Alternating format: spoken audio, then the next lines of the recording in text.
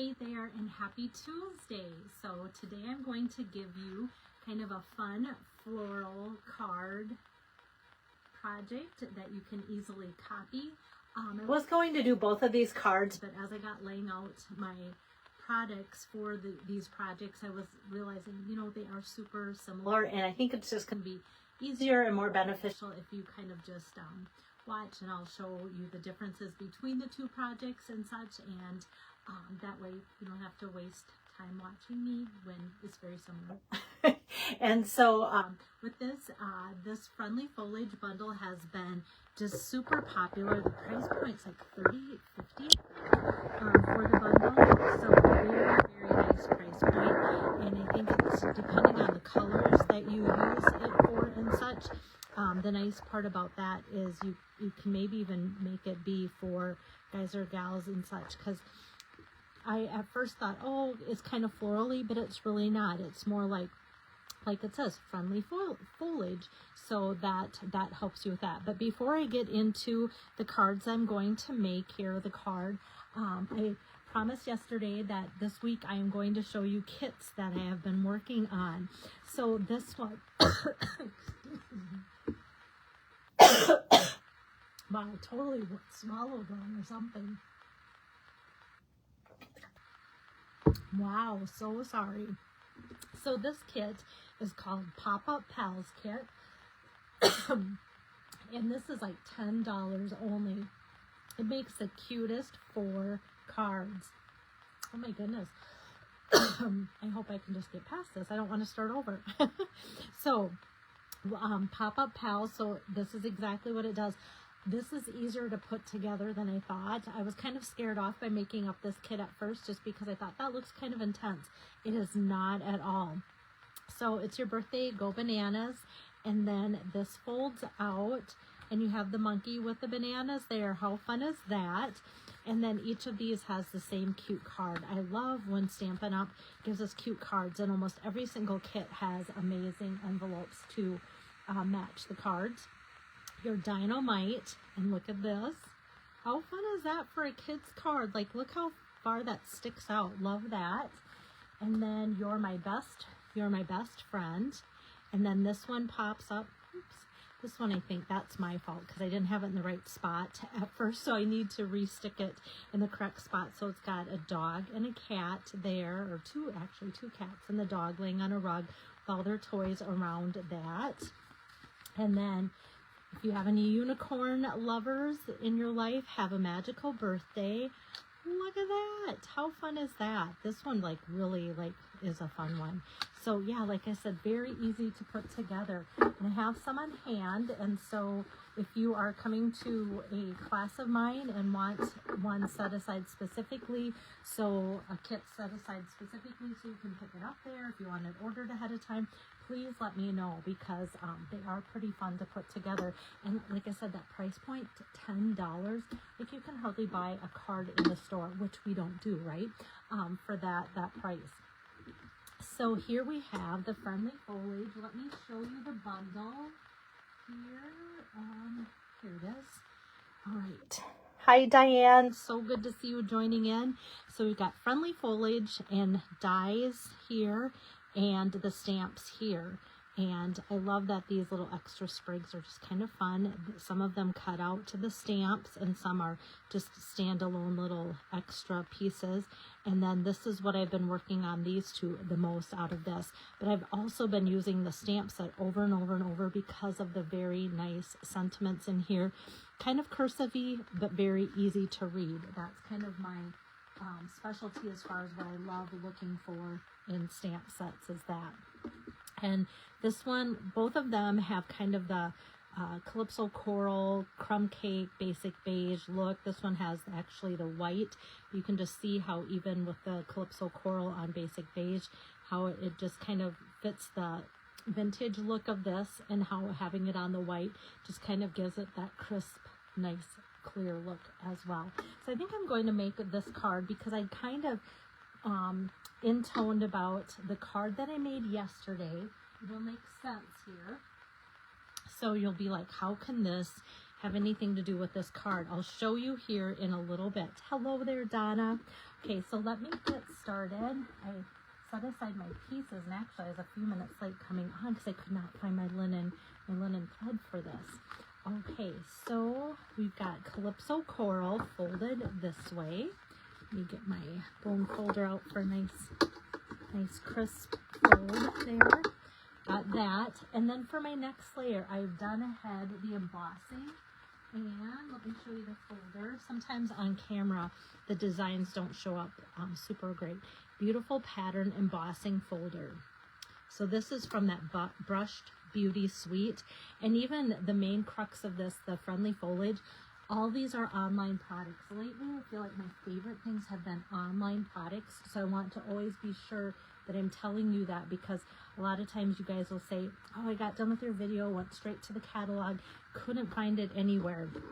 Well, it is online. That is why with my still shots, I always post links to the supplies, so you can just click on that and it'll show you a listing of what the products are, the prices, the code numbers, everything. And even if you want to add the click all to cart, you can do that. And then if you only want 2 things, just X out everything else too. So it makes shopping really easy that way.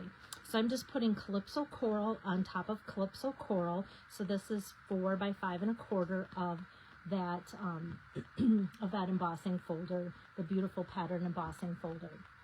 So yesterday you saw me put together this fun fold card online here, and the back side of some of these fun patterns from the beautiful gallery DSP. See this? So you can see that this matches up with that, like so. So all these extra little strips here, and actually some of them aren't so little, so you can see I have this nice big chunk here of the back side.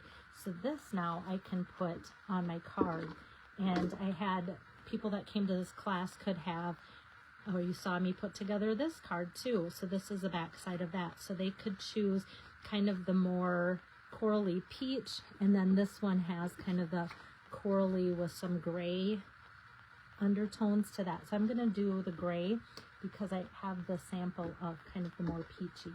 So I'm just going to take this, and I love showing cards like this because it kind of gives you ideas like, hey, I've got those extra chunks, pieces, strips of my designer series paper, especially the 6x6 sometimes make you wonder like what to do with all of that.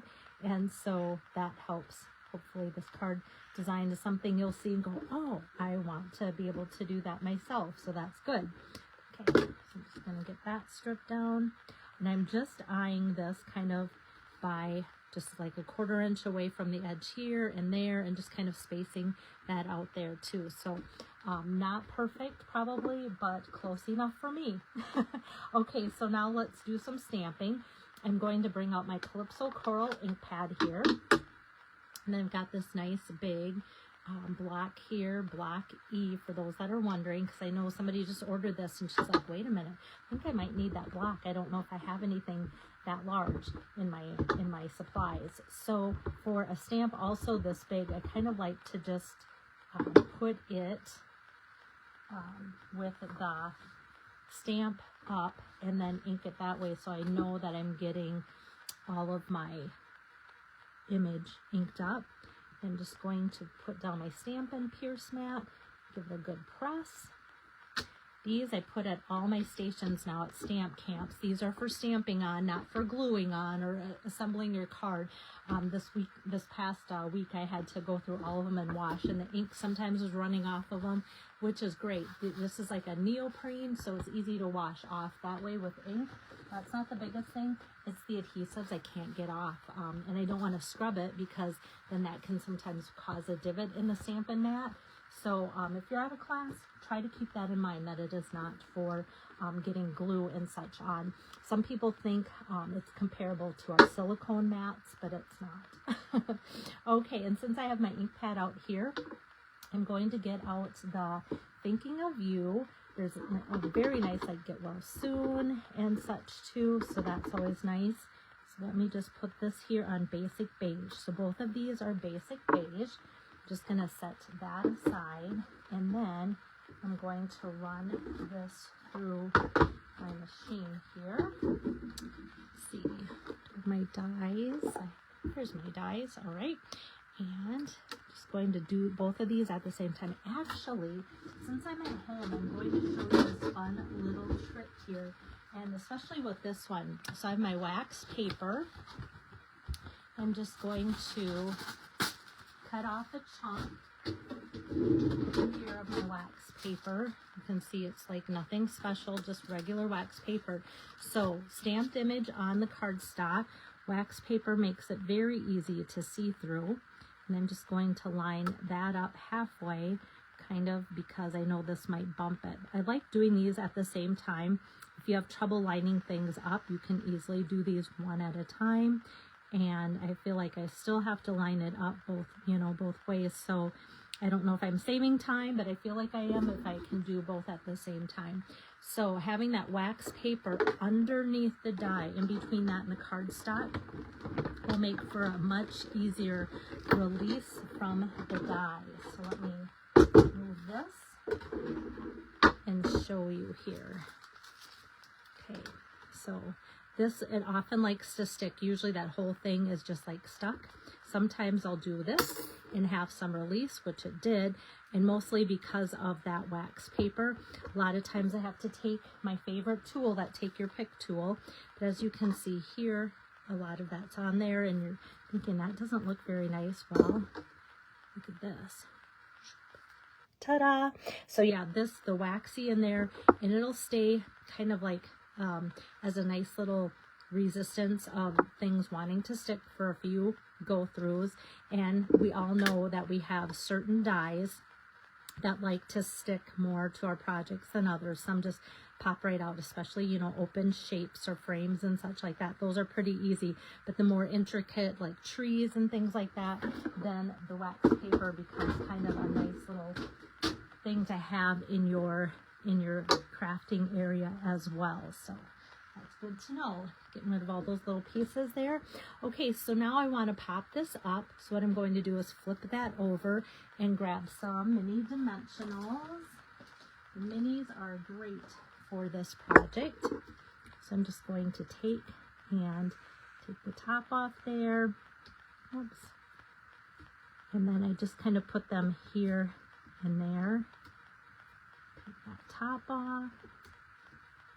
And it just kind of fits. I'm trying to put it in the spaces where there's enough room to get that here and there.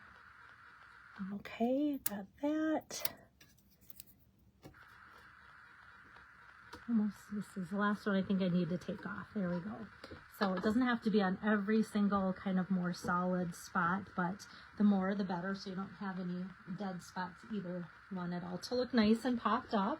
Okay, so now I'm going to bring this back over, and I'm just going to kind of center this over that pretty paper like so. And I just love how it kind of just matches everything with the basic beige calypso coral, and you can yet see that behind there, kind of that woven tapestry look, but enough that it still like pops. And let me just reference this one.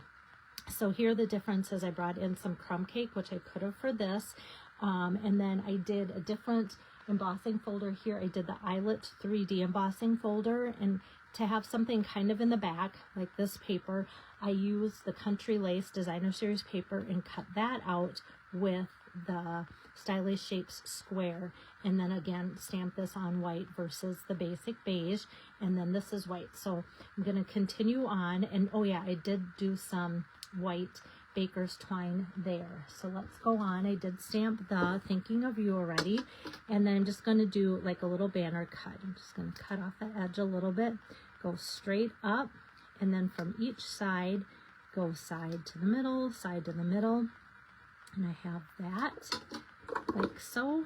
And then I'm actually, because this kind of, it's okay when I put this on there, I want it to stick out just a tad more, and I felt like double mounting that or mounting that on some calypso coral here really seemed to help make the sentiment stand out. So here again, I'm just going to kind of go out and then go up the middle, just kind of follow that last X piece that I just did. like that. And then I've got the thinking of you like that. There. Some people are like, oh, I can't do that banner cut, but going up the middle makes that just so much easier to do. All right, so let me get some dimensionals here. And I'm just going to put 2 dimensionals on the end, and then on this end, just that little bit of the adhesive there. So, oops, I have to pull the back off to make it stick, right? Okay, so then I've got this like so. Thinking of you. And then I thought it might need a little bit more, so I got out my linen thread here, and I'm going to also show you how I tie my bows. So kind of have the little bit of a rabbit ear, give it some space, another rabbit ear, and then just take the 2 rabbit ears and tie them together into your knot. My stamping friend Joyce, she watches a lot of my videos. Hope she knows I am getting this direct technique from her, and I not only use it all the time, but show other people how easy it is to do bows. Because my bows, every time I would try and do those, they always look kind of upside down. My loops and my hanging pieces just never looked right. Okay, so I'm just gonna take and trim that off and grab a mini glue dot here, and then I'm just going to kind of stick that right on there, thinking of you. I think it just adds a little bit of a nice touch there too. All right, and then I have been going crazy over the strawberry slush and Pretty in Pink gems here. Well, I have been, but I won't be for long because I'm kind of running out of them, and also they are gone. They were on like last chance, and boy did they disappear fast.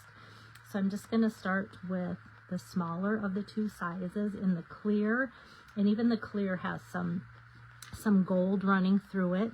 So I'm just going to grab that, and that just really ties in with the colors that I'm using today too, to kind of have the clear. So it doesn't show up a ton, but it just kind of fits in, which is kind of nice because we don't want anything like super duper busy. This looks just a tad different. I'm going to see if I can just shift the top part of this over a little bit. There we go. I don't want to tear it all up, but sometimes if I just take and push that over, it does its work. Yeah, especially with those lines, I could tell that it was crooked. That was going to bug me. All right, and then for the inside, I used this stamp set yesterday with this card, and I loved how this turned out in the inside. So why come up with something new when it works? I'm using the stamp set already. I liked how it turned out. So You're on My Mind, inking that up, Calypso Coral, stamping it over just a little bit to make a space here for that sprig. Love that. And then this is my usual 4 by 5 1/4 inch piece for the inside. All right, and let me just put that here like so.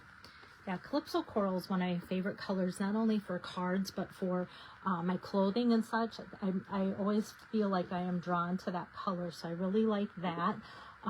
There again, the only difference now that I've done is I did like the white baker's twine instead of the linen thread, and then instead of the strawberry slush there, I did the, let's see, I always have notes, muted palette dots. Yeah, muted palette dots from kind of that rainbow suite in the annual catalog right now. So hopefully that gives you some ideas. I'm actually going to take still shots of both of these cards and post them separately after this video now, so that you can see the supply list for both of these cards and see how to make those. So hope you can get some use out of that. I always love sharing my layouts in that way, and hopefully that gives you some ideas so that you don't have to think so hard on your crafting journey as well. But if you ever have questions, please reach out to me.